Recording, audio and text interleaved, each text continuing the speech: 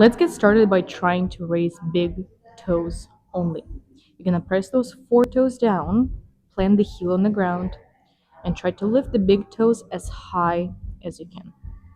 Put it down.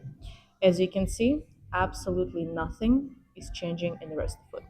If for you this range is smaller, that is okay, as long as the rest of the foot stays still.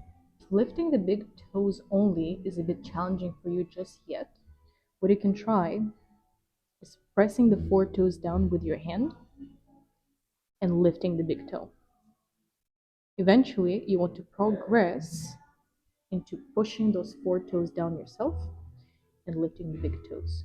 Moving on into four toe extension. Now we're going to push the big toes down and try to lift only four. Again, as high as you can. If your range is not like my range, that's totally fine. Just find where it ends for you and try to improve it every rep. You're struggling to lift the four toes independently from the big toe, and try this, pushing the big toe down and raising the four toes only.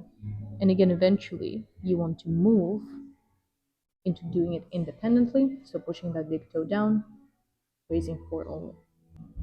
The third essential movement for your feet, for your toes, is adduction. You're going to try to squeeze all of those five toes together and then release. Make sure you're not bending your foot or flexing your toes, extending your toes. Stay in one plane of motion, squeeze them together as hard as you can, and release. And finally, we have abduction, where you will try to spread the toes apart and then release. So as you can see, this movement is a little bit more challenging for me as I start extending my toes. Try to avoid this, try to stay in one plane of motion like my left foot, and release.